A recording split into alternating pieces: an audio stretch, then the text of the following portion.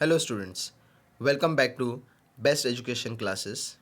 In today's video, we will be discussing a writing skill which is very important from your examination point of view and also your day-to-day life practice in the school. इसमें हम लोग practice करने वाले हैं speech writing. Speech writing students for 9th and 10th standard, speech writing comes for 5 marks. And 5 marks का अगर हम weightage देखें यानी कि कौन से एलिमेंट को कितने मार्क्स दिए जाते हैं, सो फर्स्ट आ जाता है हमारा फॉर्मेट, यानी कि आपने किस तरीके से किस पैटर्न में उसको लिखा है, जिसके लिए 1 मार्क्स होते हैं. फिर फॉर्मेट के लिए आपको 1 मार्क्स दिया जाता है. फिर आ जाता है आपका कंटेंट या फिर मेन पॉइंट्स, जिस विषय जिस सब्जेक्ट पे आप स्पीच को लिख रहे हो उसके लिए 2 मार्क्स.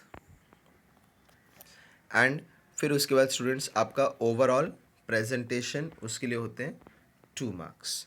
ये सेम पैटर्न बोर्ड में भी फॉलो किया जाता है.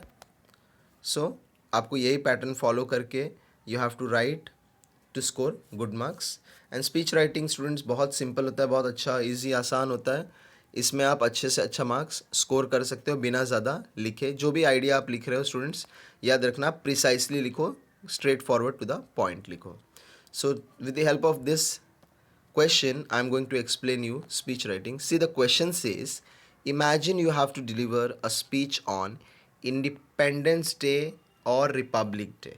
Okay, so imagine करो कि आप एक स्पीच डिलीवर यानी कि बोलने वाले हो कब, इंडिपेंडेंस डे के दिन या फिर रिपब्लिक डे के दिन, in school assembly. So school assembly में आपको ये स्पीच देना है.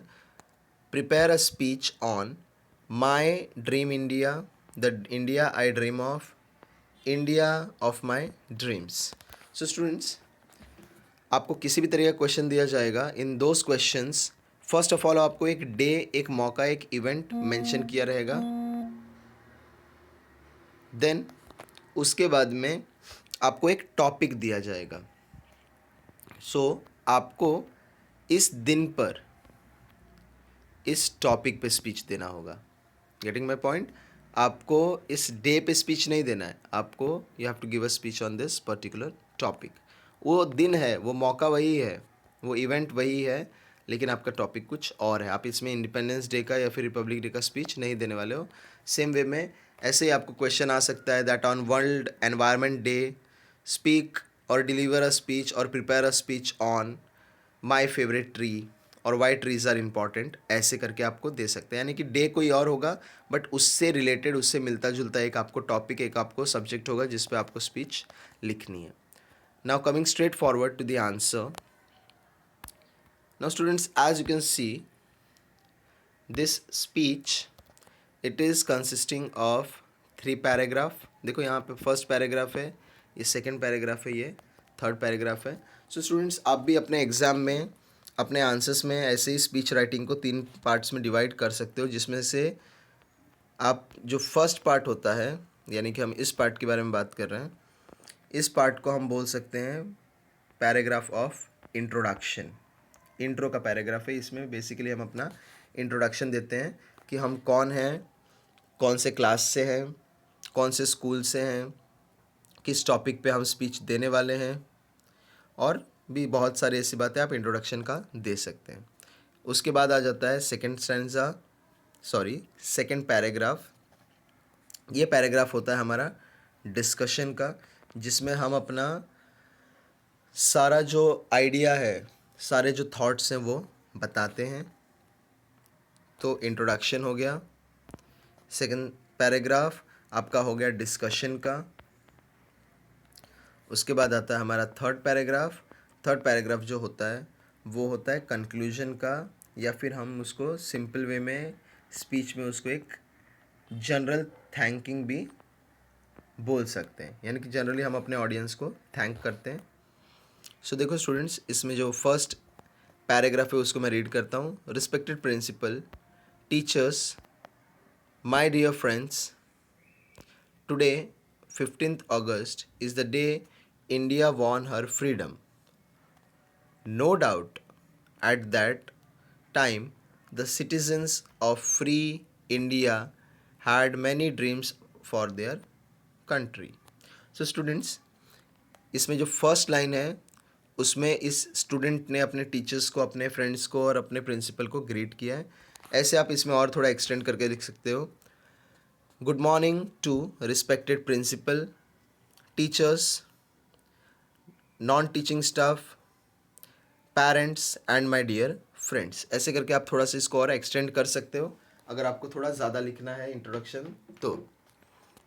उसके बाद देखो, उसने वो पर्टिकुलर डे को मेंशन किया, यानी कि 15 अगस्त का दिन है और उस दिन पे क्या हुआ था, जस्ट उसने एक थोड़ा सा आइडिया दिया है उसके बारे में, that India won her freedom, उस दिन हमको आज़ादी मिली थी। फिर नेक्स्ट लाइन भी है स्टूडेंट्स, उसी टॉपिक के रिगार्डिंग इंट्रोडक्शन है कि आप किस टॉपिक के ऊपर स्पीच देने वाले हो। तो इसमें उसने हिंट दिया है कि मैं इंडिया के ड्रीम्स के बारे में बात करने वाला हूँ। Then she he says further, I Rohan Mehta often think about my dream India too, and I would like to tell you something about it. So finally अभी स्टूडेंट क्या कर रहा है, अपना इंट्रोडक्शन दे रहा है। स्टूडेंट्स, इसमें आप कुछ लाइन और ऐड कर सकते हो, जैसे कि first of all I would like to thank my class teacher, then आप उस क्लास टीचर का नाम लिख दो, my class teacher for giving me this golden opportunity to deliver a speech in front of you people or in front of this audience। ऐसे करके आप एक दूसरे टाइप का भी इंट्रोडक्शन इसमें शॉर्ट दे सकते हो। बाकी ये जो टॉपिक से रिलेट कराने का या टॉपिक के बारे में बताने का जो तरीका है वो बिल्कुल आप ऐसे ही फॉलो कर सकते हो। अब हम पढ़ेंगे सेकेंड पैराग्राफ की तरफ। जैसा कि आप लोगों को याद होगा स्टूडेंट्स, मैंने आपको बताया था कि जो सेकंड पैराग्राफ होता है वो पैराग्राफ क्या होता है, डिस्कशन का पैराग्राफ, यानी कि उसमें क्या हम करने वाले हैं, डिस्कस करने वाले हैं, अपने आइडिया को बताने वाले हैं। सो स्टूडेंट्स, इसका एक मैं बहुत सिंपल आपको ट्रिक बताता हूँ। होता क्या है कि when we are writing in the exam, so when we read our topic we have ample of idea, right, but as we go on writing हमारे जो आइडियाज़ होते हैं वो धीरे धीरे ख़त्म हो जाते हैं, हम उसको भूलने लगते हैं।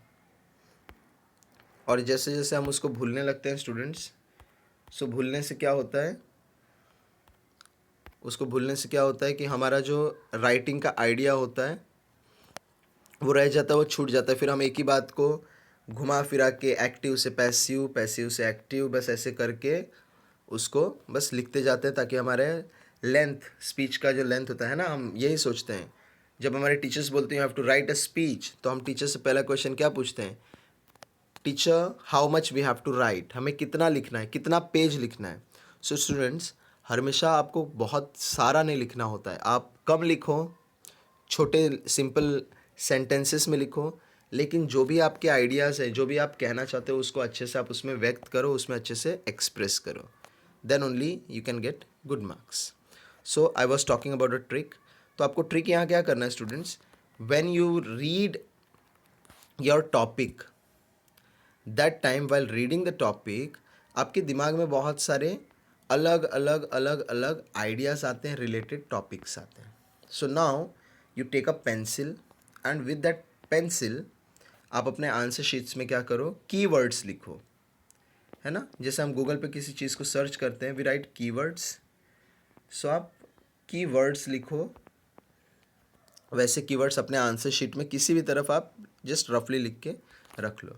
अब इससे क्या होगा स्टूडेंट्स कि the moment you start writing what ever you have return, what ever is your keywords, आपने समझो ऐसे बहुत सारे कीवर्ड्स लिख दिए, 8-10 आपने कीवर्ड्स लिख दिए।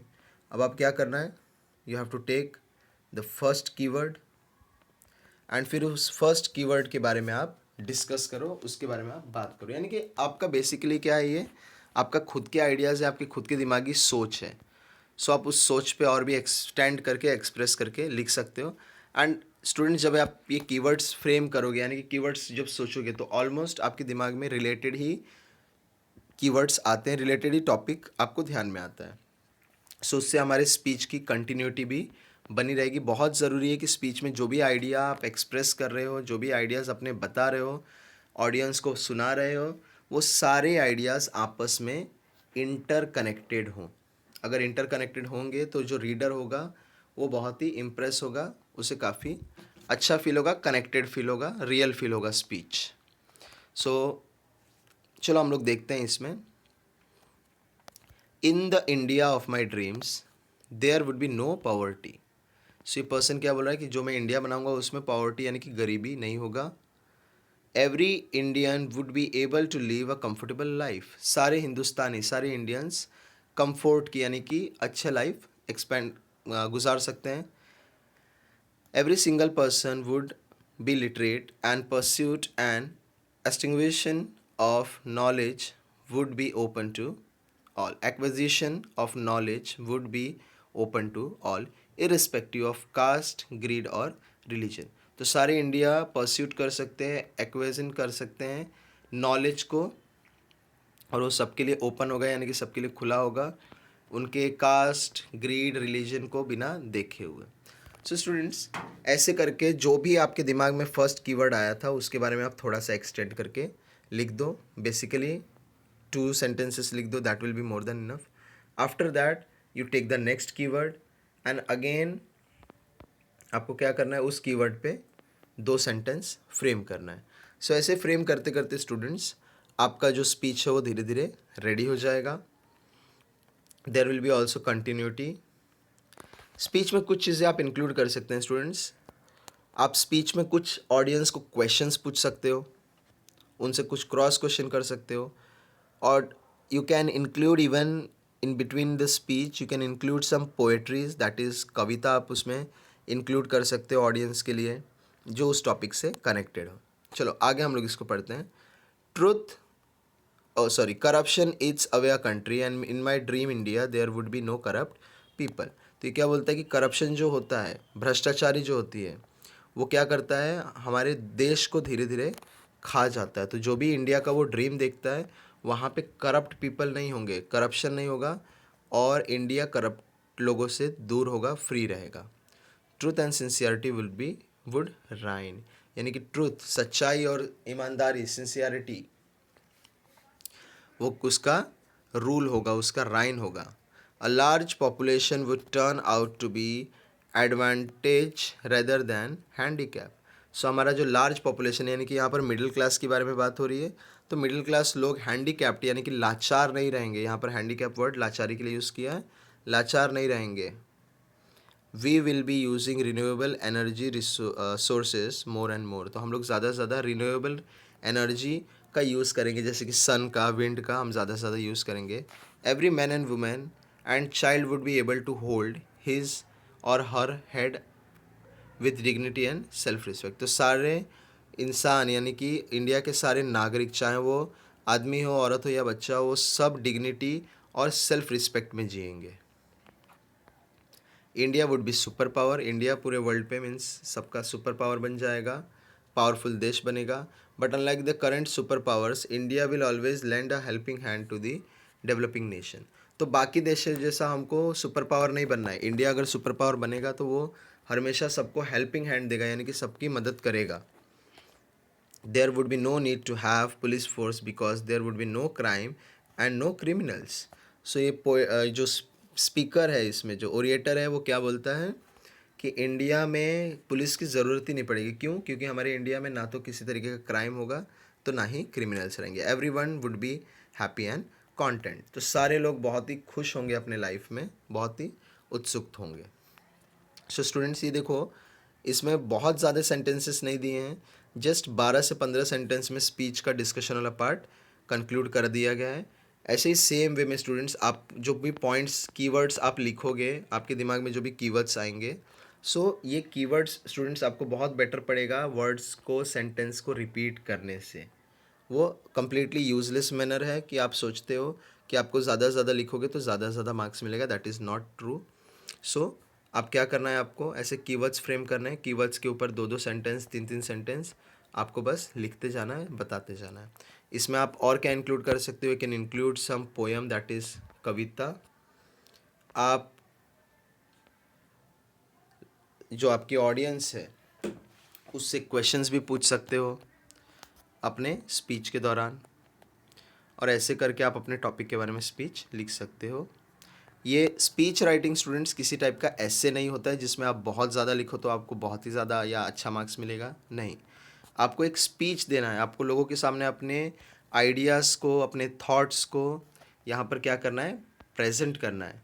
तो प्रेजेंट करना है तो आपको बहुत ज़्यादा लिख कर नहीं प्रेजेंट करना है, आपको कम लिखना है, लेकिन जो भी चीज़ें आप बताना चाहते हो, जो भी चीज़ें आप बोलना चाहते हो, आपको एक्यूरेटली बोलना है। उसके बाद देखो लास्ट आ जाता है कंक्लूजन का पैराग्राफ। तो इसमें हम फाइनली कंक्लूड करते हैं। कैसे इस स्पीच में कंक्लूड किया पहले हम वो देखते हैं। This is my dream India in brief and there are many more things I would like to add to this list. तो ये बोलता है कि ये मेरा सपना है हिंदुस्तान के बारे में विस्तार रूप से, और मेरे पास ऐसे बहुत सारी चीज़ हैं जो मैं इस लिस्ट में ऐड करना चाहता हूँ। I will certainly do my bit to make my dream come true, thank you. तो ये कहता है कि मैं ज़रूर कुछ ना कुछ अपने लाइफ में ऐसा करूँगा कि मैं अपने इस सपने को सच कर सकूँ। स्टूडेंट्स, आप इसमें जो आपका कंक्लूजन है उसको कैसे चेंज कर सकते हो, थोड़ा सा आप इसमें और ऐड कर सकते हो। I would like to thank all my audience for being so nice, thank you. It is my pleasure to deliver a speech in front of such a wonderful audience. ये भी आप इसमें लिख के कंक्लूड कर सकते हो। I am very thankful for to all the audience to maintain discipline and silence, thank you so much. So ऐसे करके आप इसको कंक्लूड कर सकते हो। Now again coming back to mother marking scheme. इसमें जो आपका फॉर्मेट है, फॉर्मेट के लिए आपको 1 मार्क्स यानी कि आपका जो टाइटल है और जिस तरीके से आपने लिखा है, यानी कि पहले इंट्रोडक्शन दिया है, उसके बाद अपनी बातों को बोला है और लास्ट में कंक्लूड किया, इसके लिए आपको 1 मार्क्स होता है स्टूडेंट्स। अगर आप इसके सीक्वेंस को चेंज करेंगे तो आपको 1 मार्क्स में से डिडक्ट कर दिया जाएगा। एंड स्टूडेंट्स, आपको ये भी ध्यान रखना है कि अगर आपको टाइटल के लिए मार्क्स दिया जा रहा है तो आप टाइटल ही सिर्फ लिख कर ना छोड़े। If you right only the title and leave the other things blank, you will get a same thing which is given over here, that is a 0.